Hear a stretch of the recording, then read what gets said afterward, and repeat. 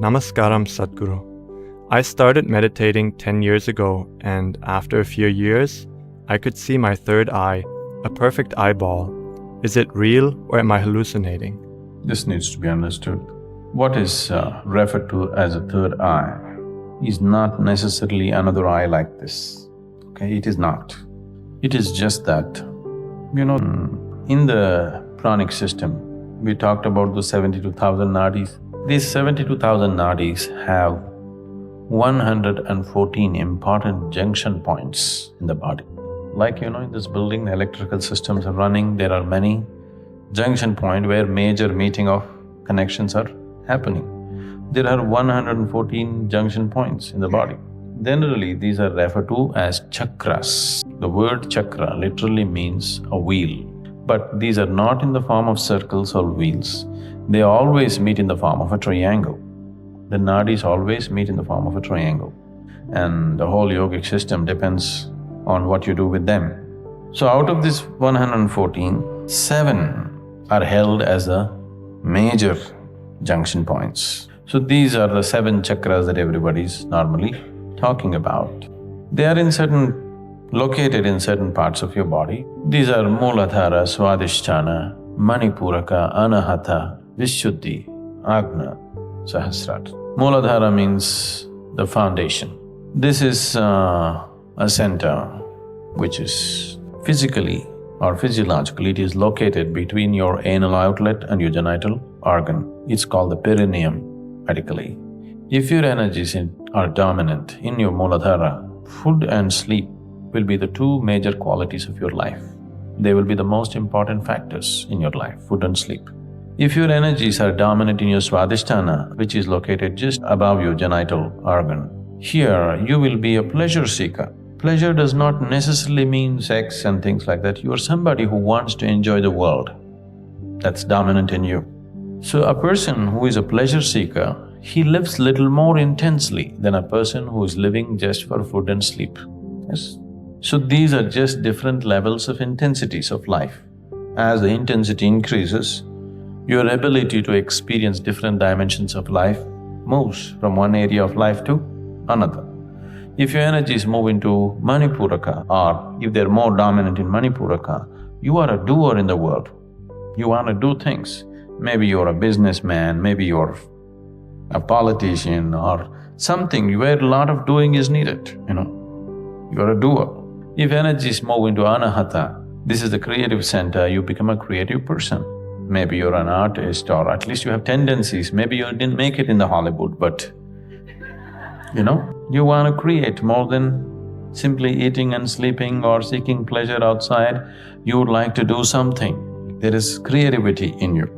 A person, let's say an artist, generally their lives may be considered a little freaky for other people, but they experience life little more intensely than, let's say, a businessman. Yes?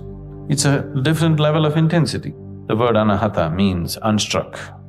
This is the unstruck sound. This is a meeting between the lower and the higher.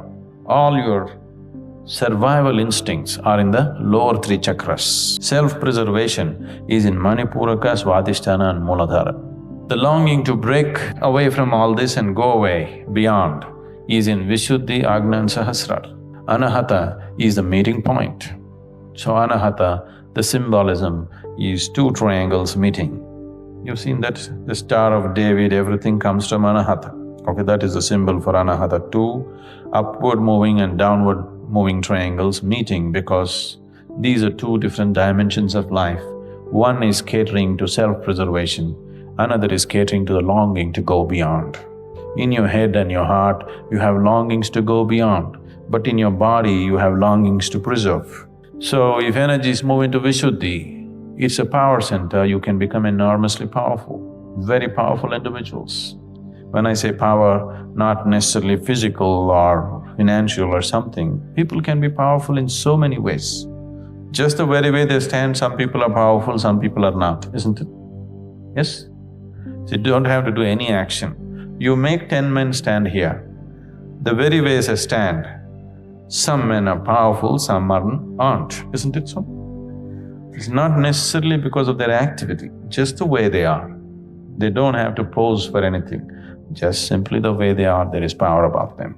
If your energies move into Agna, you are intellectually realized. You see things clearly. You see everything the way it is. Once you begin to see everything the way it is, you are at peace. So Agna is called as the third eye because you see things the way they are. With these two eyes are very deceptive. They make you see things the way it is necessary for your survival. They don't allow you to see everything the way it is. Once your energies touch Agna, now you're seeing things the way they are, everything the way it is. Now, that is why it is referred to as a third eye. Sahasrara is the seventh chakra that is not in the body, just outside the body. For most people, it is dormant, it is not active. If some sadhana comes into your life, if you activate it in a certain way, or because of a very intense way of living, it can become active. If energies move into Sahasrara, you will become unexplainably, unreasonably ecstatic, simply like crazy you're ecstatic.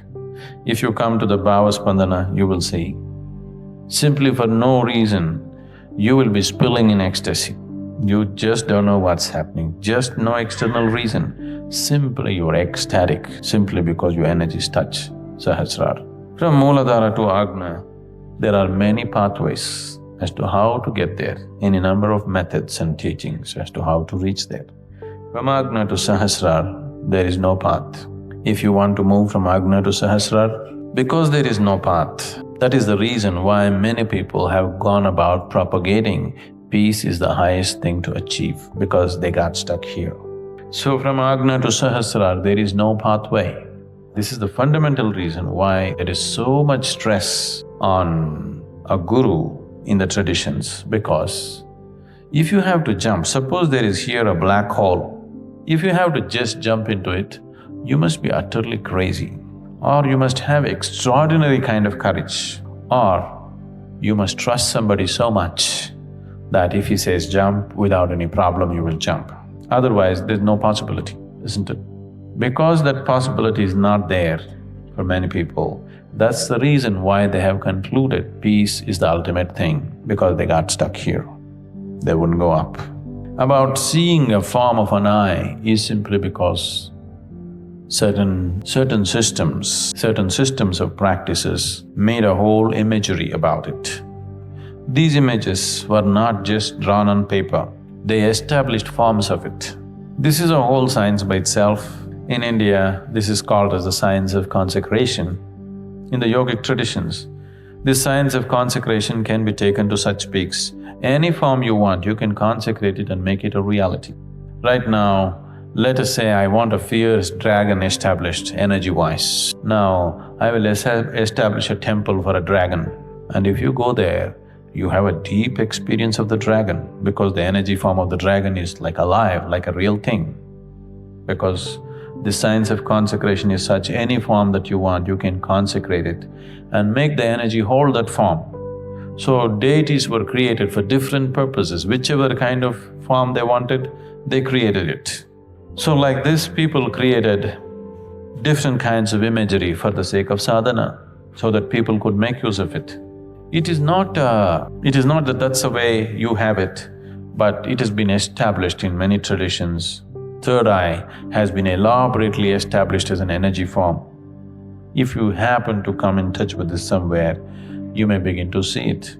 But these are two different kinds of yoga. There is something called as right-hand yoga and left-hand yoga. In the right-hand yoga, there is no imagery. Right now, what we are offering to you is that, no imagery. We don't use any kind of imagination, because once you go on imagination, you must be in constant care of somebody who knows what is what, somebody who is capable of taking away the images when it is no more needed. Otherwise, you won't know where is reality and where is imagination. You will just fly off into imaginary states very easily. So here we are using a path of prajna where there is no imagery at all. Just use yourself to grow. Maybe it is not as colorful as that, but it's more steady, you don't get lost. You know, if you take a step forward, you know it. If you take a step backward, you know it. There, you will not know, but it's very colorful and exuberant ways. We also do that, but not with, large groups of people like this. I also very much do those kind of things, but not with large groups of people, because people will fly off into imaginary states so easily.